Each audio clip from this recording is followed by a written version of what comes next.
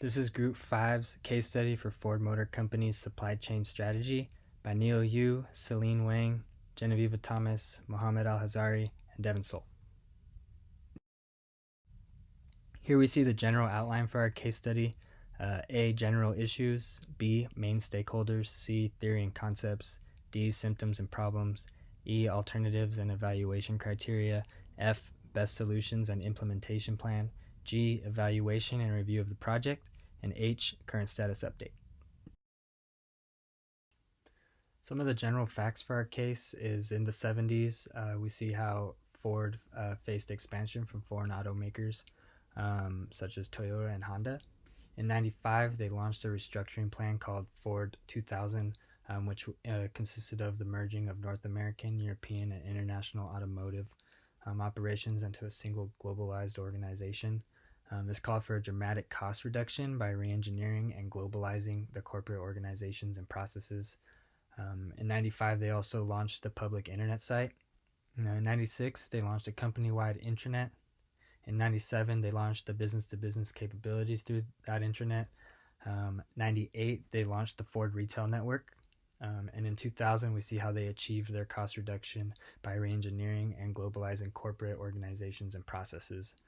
Some of the general issues for our case, we see how they had the complex relationship between suppliers and dealers.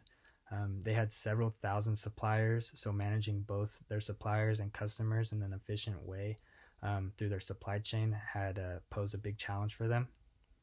We see that they have a strong purchasing power of their purchasing department.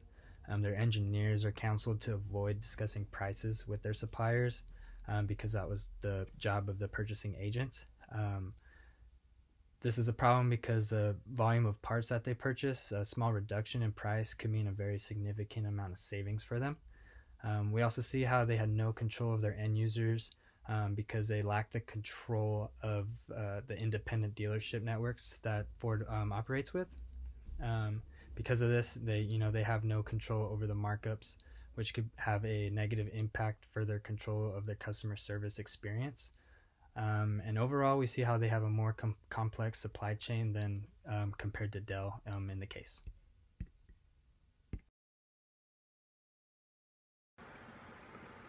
For the main stakeholders, we have the internal stakeholders, who are the individuals or parties that are influenced by the company's operation.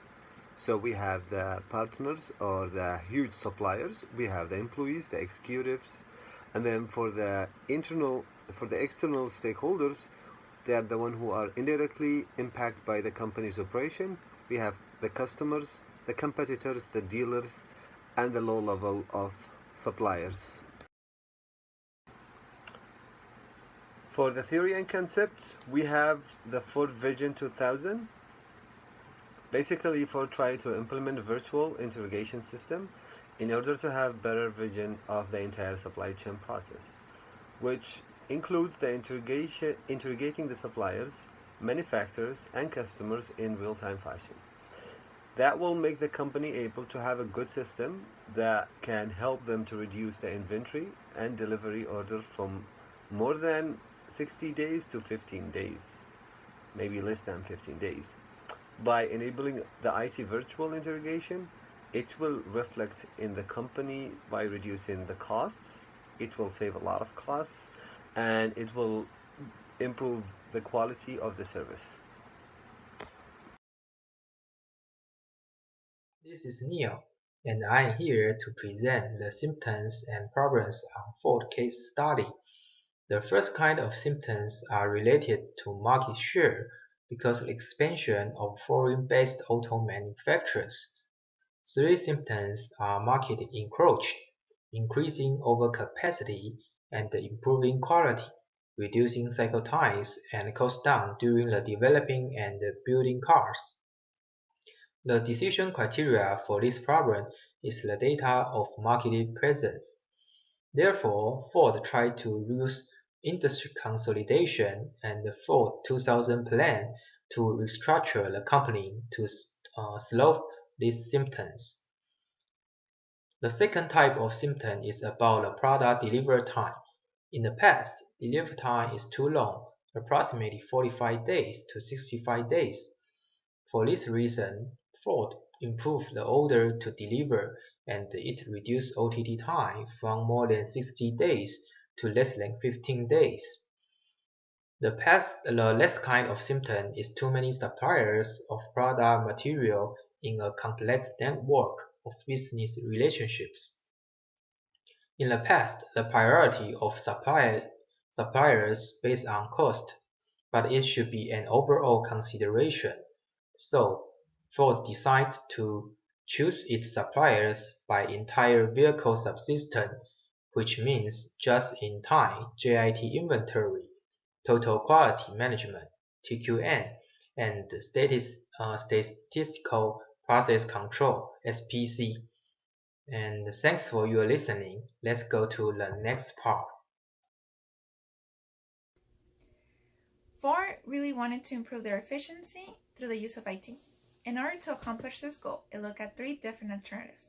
The first one was the streamline of their supply base. The second one looked at improving their production system. And the third one looked at reducing their order to delivery timeline. The cons of the first alternative are the creation of different supply tiers, the fostering of long-term relationship with these top-tier companies, and price reduction in the future. Ford hoped that by creating a system in which the top-tier companies manage the other tiers and a partnership where Ford would help these top-tier companies create the tools needed, it would eventually lead to price reductions in the future. The cons of this alternative is that the second top-tier companies did not have the same capabilities or the IT maturity as the top companies. It also needed a change in organization in Ford. The developing team now had to take more steps in the purchasing than before. The second alternative looked into developing a synchronized material flow and an inline vehicle system. Through this alternative, Ford will be able to know what supplies are needed in the production line. The cons of this alternative are the synchronization needed and the success rate. In order for this alternative to be successful, the logistics had to be worked out, all the key departments have to be in sync, and they have to be in top shape. The third alternative looks into a significant reduction in the time. When before customers will take 45 to 65 days to get the products needed, it will now take 15 days. This system would also look into reducing bottleneck processes. The cons of this alternative are really a reorganization of the process and the workflow.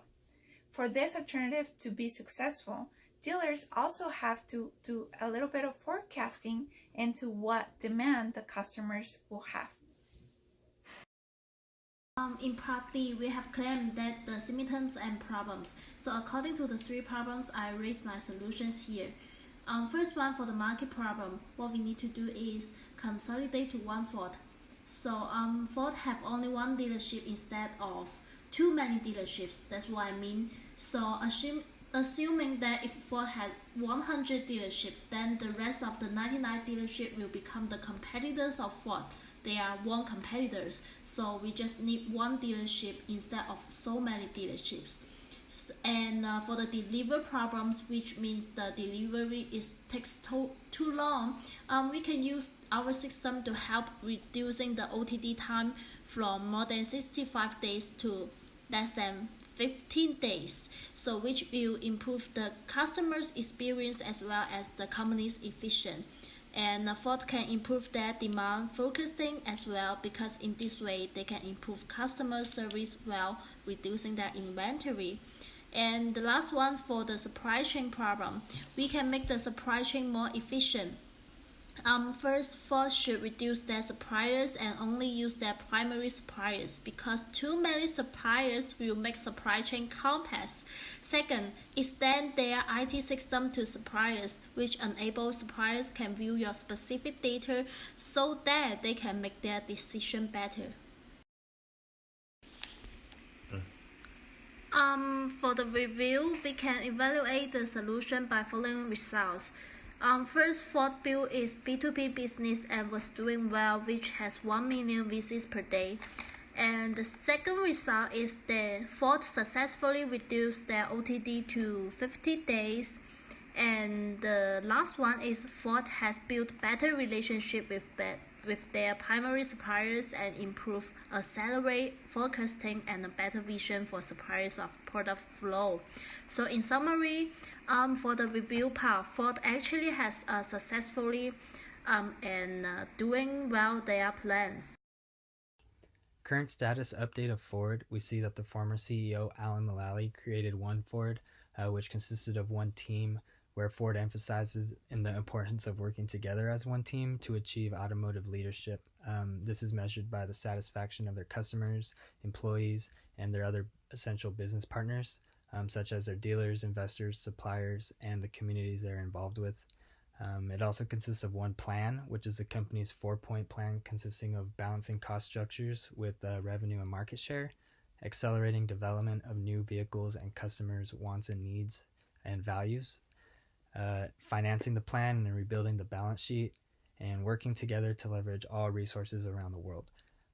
The one goal of One Ford is to create an exciting and viable company which is profitable for all. In more recent years, we see how One Ford is the most successful and enduring automotive strategies out of all the automotive industry. It embraced a greater commonality between products sold in all markets across the globe. And in more recent years, they are building on that strategy by creating 5 architectures, which consists of the transverse unibody, the longitudinal unibody, the longitudinal body and frame, commercial van unibody, and battery electric unibody. By embracing these 5 architectures, it's expected to help Ford boost engineering efficiency by 20 to 40%, saving them $7 billion over 5 years.